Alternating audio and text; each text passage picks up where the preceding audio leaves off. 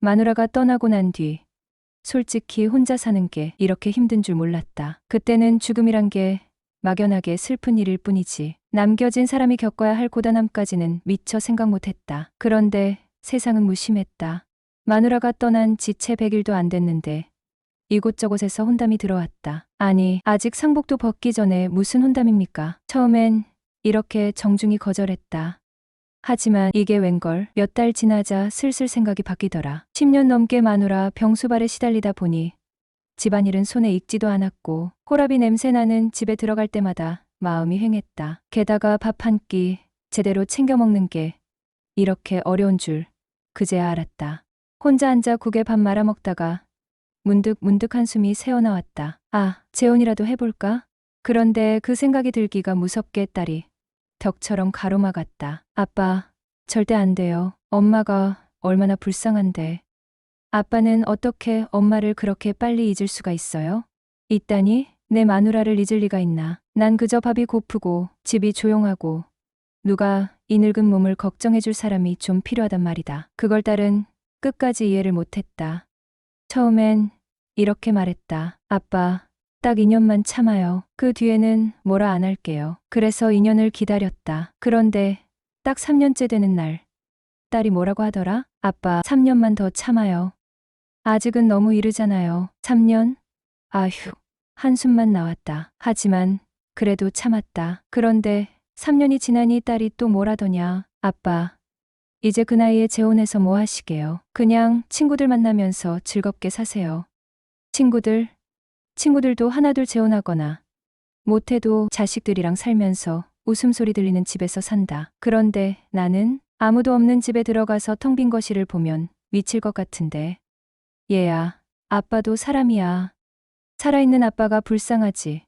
죽은 엄마는 이미 하늘나라에서 편히 쉬고 계시지 않겠냐? 그렇게 말해도 딸은 눈물까지 글썽이며 정색했다. 아빠, 제발, 엄마 생각 안 나요? 엄마가 얼마나 고생하다가 가셨는데. 결국 딸 앞에서 꼬리를 내릴 수밖에 없었다. 죽은 사람을 들먹이며 눈물까지 흘리는데 무슨 재혼이고 뭐고 마음이 쪼그라들더라. 그렇게 세월이 흘렀다. 딸은 공부한다고 설거지 한 번 안 했고 아들놈은 연애한다고 집에 코빼기도 안 비쳤다. 그런데 왜 내 재혼만 문제냐고. 이놈의 집구석은 내가 재혼하려는 순간 온 세상이 손가락질할 것만 같았다. 결국 난 재혼은커녕 밥 차려주는 사람도 없이 고립된 호라비로 늙어가고 말았다. 작년 가을이었다. 갑자기 딸이 집에 오더니 대뜸 이렇게 말했다. 아빠, 저 결혼할 사람 데려왔어요. 나는 순간 귀를 의심했다. 아니, 우리 딸이 결혼이라니. 그것도 고작 한 달 전까지 결혼은 30대 중반이나 돼야 생각해볼까 말까 하던 딸이었다. 설마 어디 이상한 사람이라도 데려온 건 아닌가 싶어 심장이 벌렁거렸다. 거실로 들어선 사내를 보고는 더더욱 눈이 휘둥그레졌다. 훤칠하게 잘생긴 데다 젊고 패기 있어 보이는 총각이 내 앞에 서 있는 게 아닌가. 안녕하세요. 저 김진수라고 합니다. 은지 씨와 결혼을 전제로 만나고 있습니다. 목소리는 또 왜 이렇게 젠틀한지. 근데 문제는 뭐냐? 딸보다 3살이나 어린 총각이라니. 은지야, 이게 무슨 일이냐? 너 연애 중이라고는 한마디도 안 하더니 갑자기 결혼이라니. 게다가 이 친구가 너보다 3살이나 어리다고? 딸은 대수롭지 않다는 듯 티죽 웃으며 대답했다. 아빠, 요즘은 연하가 대세라고요. 진수가 저보다 어리긴 하지만 정말 듬직하고 착한 사람이에요. 아빠가 만나보시면 알 거예요. 듬직하고 착하다고 속으로는 듬직한 놈이 30주를 넘어가는 여자를 고른다는 게 말이 되냐? 싶었지만 겉으로는 최대한 침착하게 굴었다. 아, 그래요. 반갑네. 그런데 은지가 결혼한다고 하니 내가 좀 당황해서. 총각은 고개를 끄덕이며 말했다. 충분히 이해합니다. 제가 은지 씨를 행복하게 해드릴 자신이 있습니다. 제가 많이 부족하지만 꼭 잘하겠습니다. 솔직히 말해 이 녀석이 별로 나쁘진 않아 보였다. 잘생긴 데다 예의도 바르고 직장도 괜찮다고 했다. 그런데 딱 하나 마음에 걸렸다. 나이 3살 연하다니. 딸이 총각을 데리고 간 뒤 나는 며칠 밤을 뒤척였다. 아니, 3살 어린 남자를 만나면서 아빠가 재혼하는 건 그렇게 반대했던 거냐고. 나는 딸을 시집 보내는 기쁨은 고사하고 억울한 마음이 가득했다. 그렇다고 딸에게 대놓고 뭐라 할 수도 없었다. 딸이 결혼을 막지 말아 달라고 하도 당당하게 말하는 통에 나도 결국 손을 들고 말았다. 그래. 네가 좋아하면 됐다. 대신 행복하게 살아라. 내가 재혼 못하고 이렇게 산 것도 너 때문인데 너라도 잘 살아야 내 속이 편하다. 그날 이후로 딸은 신혼집 마련을 위해 은행을 뛰어다니며 대출 이야기를 꺼냈고 결국 또 내 돈이 털려나갔다. 부모란 결국 이런 거구나 싶어 허탈하게 웃으며 딸의 결혼 준비를 지켜보았다. 상견례 날 내 나름대로 깔끔하게 차려입고 어깨에 힘을 주고 나갔다. 평소처럼 무난하게 끝나겠거니 생각하며 자리에 앉았는데 예상치 못한 일이 벌어졌다. 사위될 녀석이 아주 당당하게 말했다. 아버님, 저희 어머니입니다. 그 말과 함께 내 앞에 앉은 중년 여인을 보자 순간 말문이 막혔다. 검정 투피스에 검정 스타킹, 단발머리로 차분하게 정돈된 모습, 도시적인 분위기가 물씬 풍겼다. 배우 차화연을 닮은 고급스러운 아름다움이 있었다. 어라, 사돈이 참 곱네. 머릿속에서 이런 생각이 스치며 어색하게 고개를 끄덕였다. 그런데 그 사돈이 나를 뚫어지게 쳐다보더니 한참 후에 이렇게 말하는 게 아닌가. 어디서 많이 본 얼굴인데 혹시 부산에 안 사셨어요? 갑작스러운 질문에 당황했다. 내 얼굴이 어디 흔한 얼굴도 아닌데 왜 이러나 싶었다. 부산이요? 맞긴 한데 내가 어리둥절한 표정을 짓자 그녀가 한 걸음 더 들어왔다. 대연동 쪽에서 사셨죠? 대연교회 다니셨던 순간 등줄기에 전기가 흐르는 듯한 느낌이 들었다. 대연교회, 설마? 기억을 더듬으려 노력했지만 딱히 떠오르는 게 없었다. 그러자 그녀가 활짝 웃으며 말했다. 오빠, 저 몰라요? 저 혜자예요. 그때 교회에서 맨날 따라다니던 혜자. 혜자라는 이름을 듣는 순간 머릿속에 잠자던 기억이 깨어났다. 혜자. 설마 그 혜자? 내가 얼떨떨하게 되묻자 그녀가 웃으며 고개를 끄덕였다. 네, 저예요, 혜자. 오빠를 이렇게 다시 만나다니, 헉. 이게 대체 무슨 상황인가. 사돈이 될 사람이, 아니 사돈이 내 어린 시절 나를 친오빠처럼 따르던 그 혜자라니. 딸이 옆에서 상황을 재빠르게 파악하곤 말했다. 어머님이랑 우리 아빠가 어릴 적 친하셨나 봐요. 자기야, 두 분 옛날 얘기 나누시게 우리 자리 좀 피해드리자. 그러고는 사위될 녀석과 함께 자리를 비웠다. 아이고, 이 녀석들아. 꼭 이렇게 민망하게 두고 가야겠냐. 우리는 딸과 사위가 사라진 자리에 나란히 앉았다. 혜자는 여전히 그 시절의 해맑은 웃음으로 나를 바라보며 말했다. 오빠, 정말 오랜만이에요. 기억나요? 그때 오빠가 저 엄청 이뻐했잖아요. 그러게 기억난다. 너 어릴 때 엄청 귀엽고 말도 많았지. 우리는 잠시 옛날 얘기에 빠졌다. 그런데 대화를 나누면서도 내 머릿속은 복잡하기 짝이 없었다. 세월이 이렇게 흘렀나. 그런데 왜 이렇게 곱게 늙었지? 그녀도 내 시선을 느꼈는지 갑자기 조용히 말했다. 그런데 오빠도 홀로 지내시는 거죠? 응, 혼자야. 한참 됐어. 저도 그래요. 남편이 먼저 갔거든요. 그 말에 이상한 연민이 밀려왔다. 사별한 뒤 혼자 지내왔다는 그녀의 이야기가 안타깝게 느껴졌다. 그동안 많이 힘들었겠어. 과부마음. 호라비가 안다고 어쩜 결혼하는 애들보다 우리 둘이 통하는 게 더 많겠어. 그러게요. 우리가 보통 인연은 아닌가 봐요. 오빠, 제 첫사랑이 오빠인 거 아세요?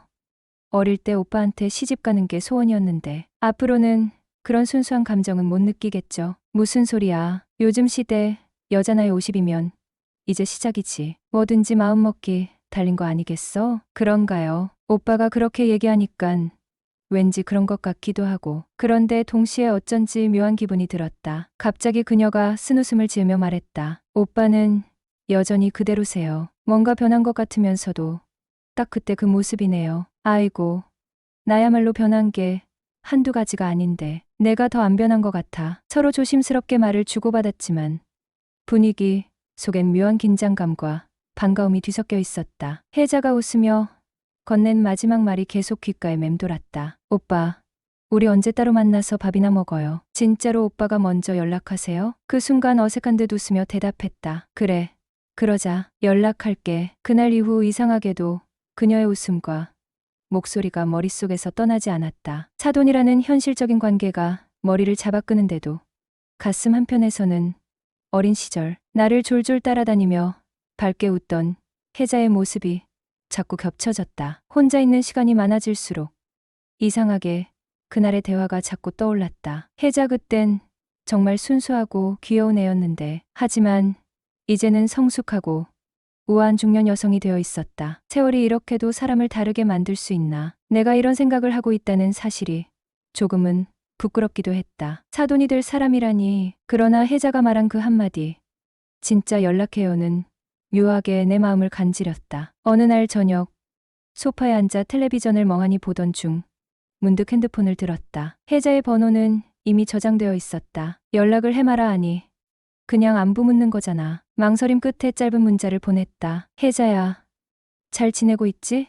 나중에 밥 한번 먹자. 잠시 후 혜자에게서 답장이 왔다. 오빠, 이렇게 먼저 연락 주실 줄 몰랐어요. 그럼 이번 주말에 시간 어때요? 그녀의 반가운 답장에 내 입가에 미소가 번졌다. 사돈을 떠나 오래된 친구를 만나는 거니까 괜찮겠지. 그렇게 혜자와의 만남이 성사됐다. 주말이 다가오면서 마음이 묘하게 설렜다. 그러나 동시에 이게 과연 괜찮은 걸까?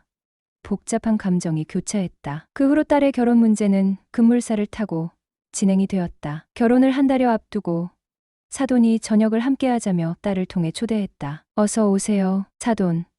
차린 건 없지만 한 끼 같이 하시죠. 딸과 함께 사돈댁에 갔다. 아닙니다. 이렇게 초대해 주셔서 감사할 따름입니다. 집안을 둘러보니 비록 화려하진 않았지만 깔끔하고 정갈했다. 사돈의 알뜰함이 고스란히 느껴졌다. 식탁에는 간결하지만 정성스럽게 차려진 음식들이 놓여 있었다. 딸과 나란히 앉고 사돈은 예비 사위와 마주 앉았다. 사돈, 어서 드세요. 사돈이 음식을 권했다. 자기, 많이 먹어. 예비 사위의 말이 끝나기 무섭게 딸은 시어머니가 될 사돈이나 아비인 나보다 먼저 수저를 들어 찌개를 퍼 먹기 시작했다. 예.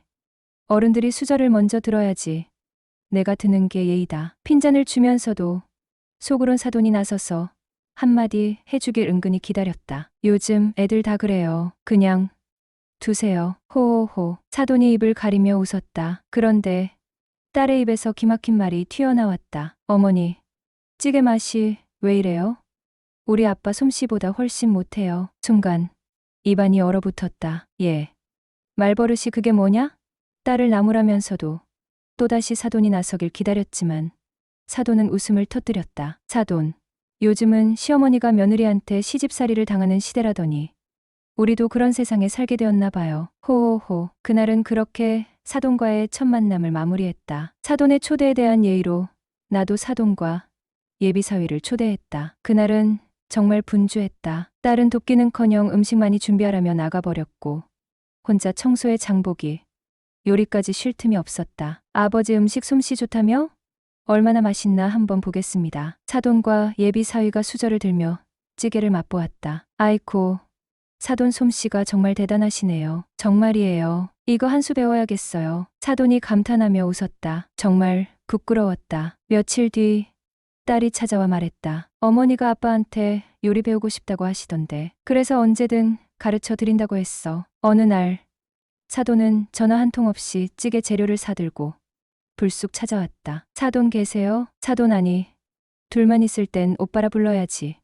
오빠, 김치찌개랑 순두부찌개 좀 알려줘. 그녀가 환하게 웃으며 말했다. 그렇게 우리 집 주방에서 나란히 서서 음식을 만들기 시작했다. 김치를 꺼내 볶으며 문득 우리 집에 여자와 단둘이 있다는 사실이 새삼스럽게 느껴졌다. 뭔가 가슴이 두근거리는 기분이었다. 오빠는 김치를 먼저 볶는구나. 와, 그래서 깊은 맛이 났구나. 오빠, 나도 한번 해볼래. 이리 줘봐. 그녀가 재료를 건네받으며 장난스럽게 웃었다. 오빠, 오빠하고 부르는 그녀의 목소리를 들을 때마다 가슴 한편에서 설렘이 피어났다. 연애 감정처럼 느껴지는 이 감정이 어색하면서도 묘하게 좋았다. 요리를 완성하고 식탁에 마주 앉아 저녁 식사를 시작했다. 그녀와 함께한 한 끼가 이렇게도 따뜻하고 즐거울 줄이야. 아, 이런 게 행복이구나. 혜자야, 오빠가 기분이 좋아서 눈물이 다 난다. 내 말에 그녀가 놀란 듯 눈을 동그랗게 뜨더니 이내 환하게 웃으며 말했다. 오빠, 뭘 이 정도로 감동해. 그럼 내가 맨날 와서 밥같이 먹어줄게. 그래주면 나야 좋지. 오빠, 우리 이제 눈치 보지 말고 즐기면서 살자. 어차피 우리 인생인데 말야. 그래. 그러자꾸나. 내일 모레면 60인데 언제 죽을지 모르는 나인데 말야. 그녀는 내 말에 가볍게 고개를 끄덕이며 미소를 지었다. 그 이후로 그녀는 거의 매일 우리 집에 왔다. 처음에는 밥을 차려주러 온다며 들렀지만 시간이 지나며 함께하는 시간이 자연스레 늘어갔다. 그렇게 매일 얼굴을 보고 대화를 나누며 웃다 보니 어느새 우리는 말로 설명할 수 없는 더 깊은 사이가 되고 말았다. 어떤 길을 선택하든 마음이 진실되다면 결국엔 그 길이 나를 행복으로 이끌 것이다. 사회적인 시선보다는 결국 자신의 행복이 가장 중요하지 않을까요? 물론 자녀들이나 주변 사람들이 이 관계를 어떻게 받아들일지는 걱정될 수 있지만 중요한 것은 두 사람이 서로를 아끼고 존중하는 마음에서 출발하는 관계라는 점입니다. 결국 진심이 담긴 사랑과 배려가 있다면 시간이 지나면서 자연스럽게 이해와 존중이 쌓여갈 것입니다.